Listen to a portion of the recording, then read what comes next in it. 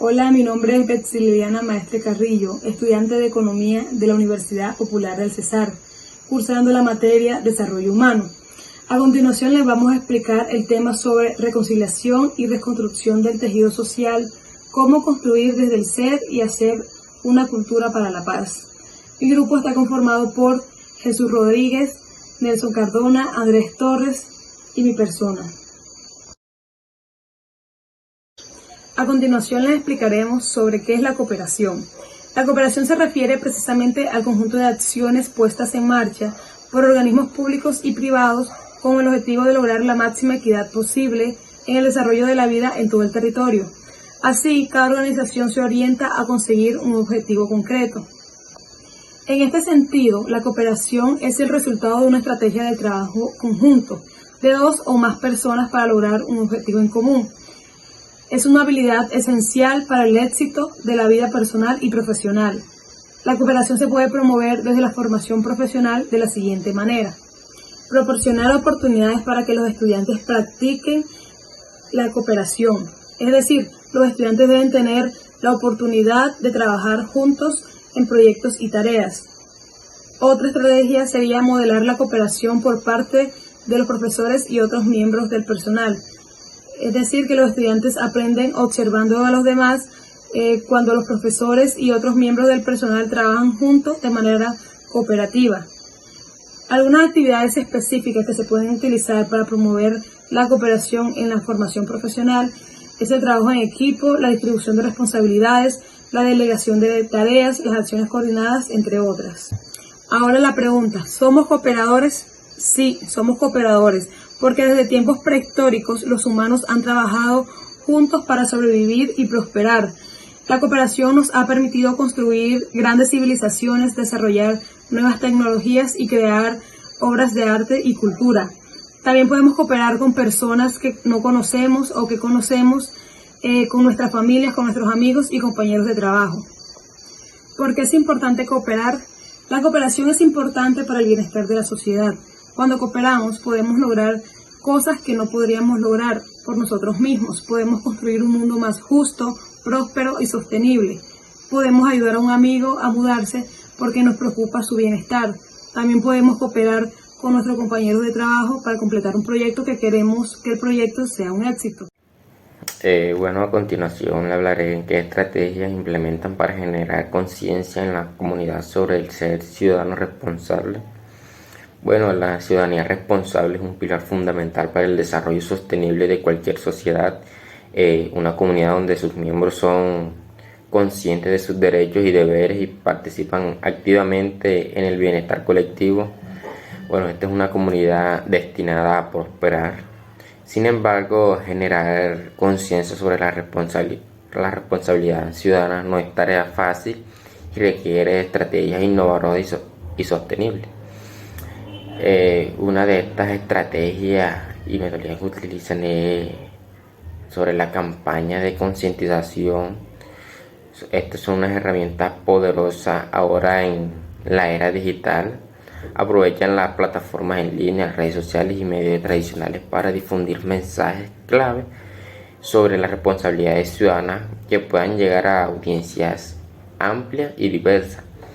Estas campañas no solo deben destacar deberes como el voto y el pago de impuestos, sino también resaltar la importancia de la empatía y la colaboración para construir comunidades fuertes y resilientes. Bueno, por otra parte también tenemos cómo promover la cultura de paz en los diferentes contextos de vida. La cultura de paz emerge como un imperativo fundamental en el mundo marcado por desafíos y tensiones constantes. Más allá de ser una aspiración utópica, es una necesidad imperante en la que todos los individuos, comunidades y naciones tienen un papel fundamental. Esto permitirá explorar cómo la promoción de las culturas de paz influyen y transforman diversos contextos de vida. Bueno, la cultura de paz se arriesga en el hogar, la familia como una unidad básica de la sociedad. Este desempeña un papel crucial en la transmisión de valores y actividad. La resolución pacífica de disputas, el respeto mutuo y la comunicación efectiva en el ámbito familiar, que era un entorno propicio para el desarrollo de individuos que internalizan la paz como un principio recto en su vida.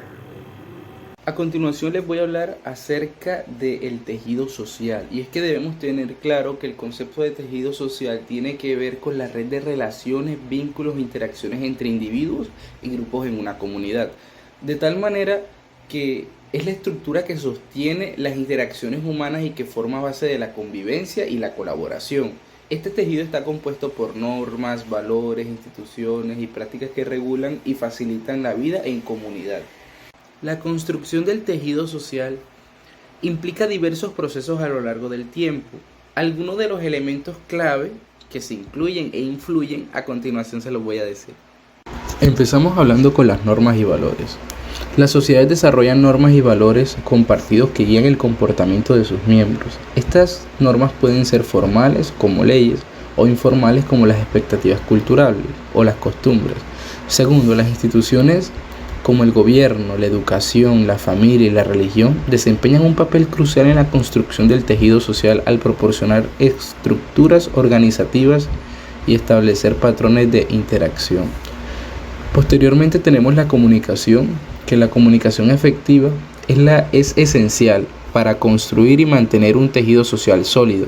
El intercambio de ideas, información y experiencias fortalece los lazos sociales. Continuamos con la confianza, que la confianza mutua entre los miembros de la sociedad es fundamental. Esta confianza se desarrolla a través de interacciones positivas, transparencia y el cumplimiento de compromisos. Finalmente, tenemos la participación ciudadana, que la participación activa de los ciudadanos en la vida pública fortalece el tejido social. Involucrarse en procesos democráticos, actividades comunitarias y proyectos colaborativos contribuye a la cohesión social.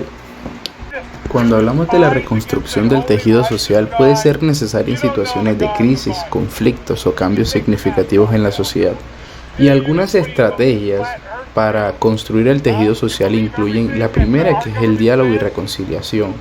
Consiste en fomentar el diálogo entre comunidades y grupos en conflicto. Esto puede ayudar a superar diferencias y construir puentes de entendimiento. Segundo, educación y sensibilización, que consiste en promover la educación y la sensibilización sobre temas clave como la diversidad y los derechos humanos. Puede contribuir a la construcción de un tejido social más inclusivo.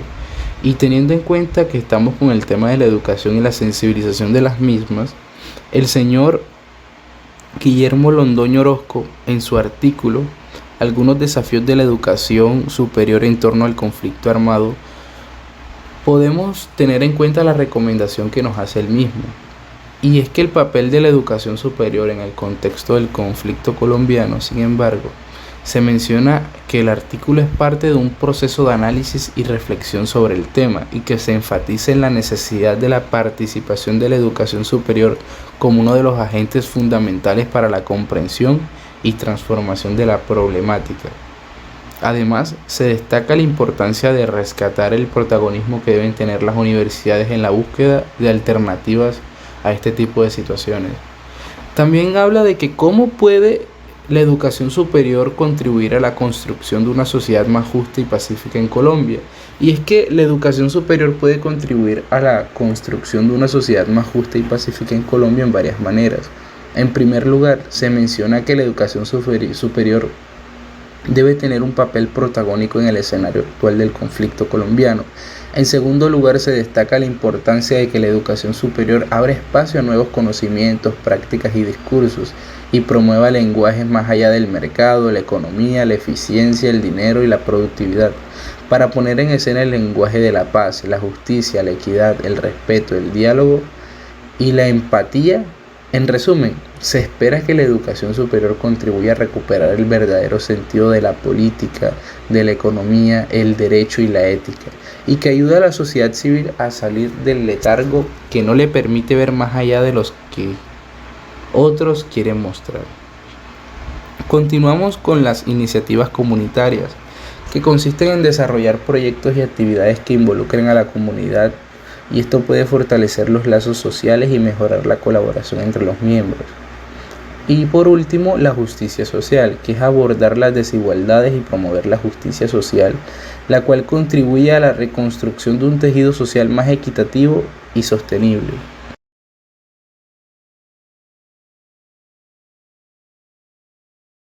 El conflicto armado en Colombia ha tenido profundos efectos sobre la vida de los diversos actores sociales en el país. Estos efectos han sido variados y complejos, afectando a diferentes grupos de manera desigual. Algunos de los principales actores sociales afectados incluyen a la población civil con el desplazamiento forzado, con las violaciones de los derechos humanos, los grupos armados y guerrilleros con la desmovilización y reintegración de los mismos, asimismo la transformación y reorganización de algunos grupos armados que han decidido evolucionar y transformarse socialmente, o en su defecto transformar las organizaciones criminales a otras actividades ilícitas. También tenemos por otro lado las poblaciones indígenas y afrodescendientes con el despojo de sus tierras y los ataques y discriminación. Las mujeres también han sufrido bastante con la violencia de género y la no participación en la paz. Continuamos con los campesinos y agricultores, que han tenido bastantes efectos económicos devastadores. El gobierno y las fuerzas armadas con los desafíos en la seguridad y estabilidad social que ha generado el conflicto. Y por último, los niños y jóvenes con el reclutamiento forzado por parte de grupos armados ha afectado a muchísimas familias con la desaparición de niños para dedicarlos a ese tipo de actividades ilícitas. Cuando hablamos de polarización tenemos que referirnos directamente a qué es lo opuesto a la construcción de un tejido social, de tal manera que se puede conceptuar este como un fenómeno en donde los miembros de una sociedad o comunidad determinada se dividen en grupos opuestos, creando así de forma divergente una división que puede ocurrir por aspectos políticos, económicos, religiosos, culturales, independientemente de cuál sea de los que mencioné anteriormente o hayan otros más. Lo que identifica es que los individuos tienden a identificarse más fuertemente con un propio grupo y al ver al otro grupo como adversario o incluso como enemigo. Y un ejemplo de esto venía siendo con la política. Es lo más cotidiano que tenemos con respecto a la polarización, y es la política, la polarización política, que tiene que ver con la parte de que los partidos políticos se dividen y que en algún momento pasa o transgrede ya no solamente la parte política sino la parte social, de tal manera que se ve mucho fanatismo, muchos problemas, peleas solamente por apoyar un partido político y dejando la parte humana a un lado, sin tener en cuenta lo demás. Algunos factores que pueden contribuir a la polarización social incluyen, primero, las diferencias ideológicas, que son las discrepancias fundamentales en las creencias y valores que pueden llevar a la formación de grupos opuestos.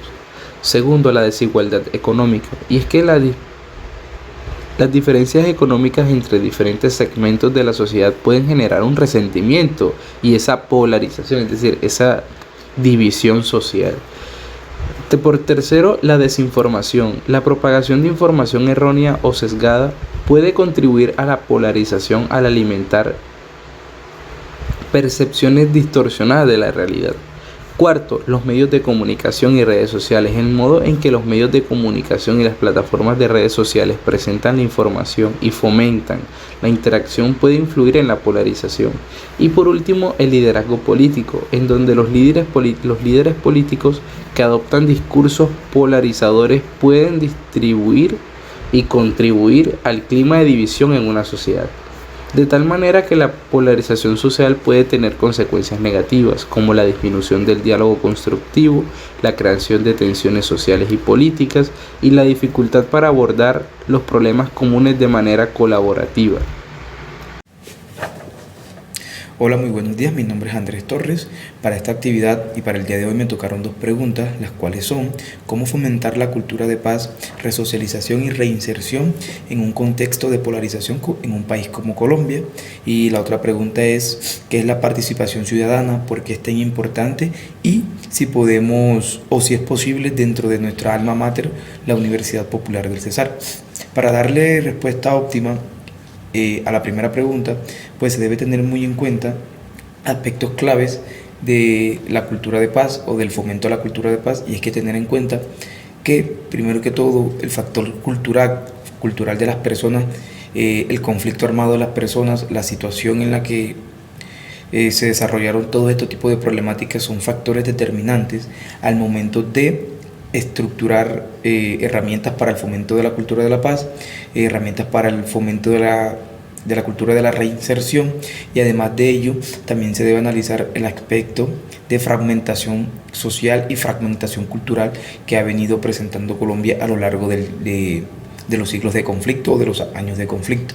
Teniendo en cuenta esto, una de las primeras herramientas o una de las primeras estrategias para fomentar la cultura de la paz es la reinserción de manera efectiva mediante el análisis de aspectos socioculturales, socioeconómicos y aspectos relacionados con el ambiente donde se desarrolle o donde se piense desarrollar dicha herramienta.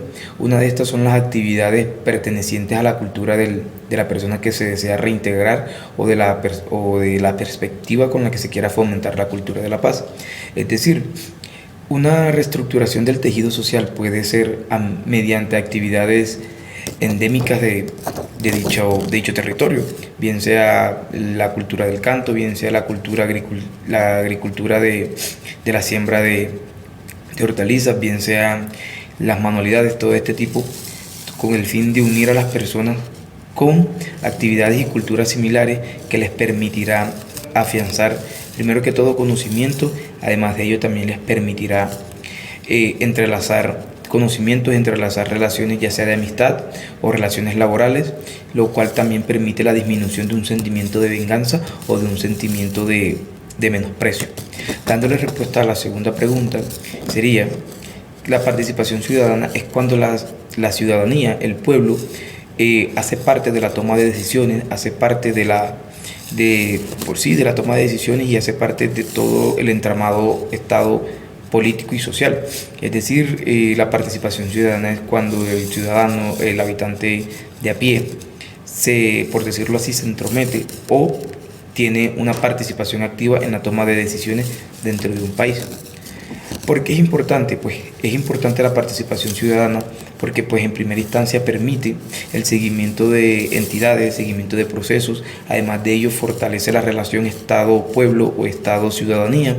Además de ello también permite que se velen o se protejan los intereses de cierta comunidad o de la ciudadanía como tal. Y la última parte de esta pregunta ¿es posible para la universidad? Claro. De hecho, la universidad tiene procesos de la participación del estudiantado cuando son las elecciones, cuando se va a tomar algún tipo de decisión con respecto a la universidad. Se toma en cuenta la opinión o se hace una encuesta en donde se avalan las opiniones de los estudiantes. Pues eso sería todo por hoy. Muchísimas gracias.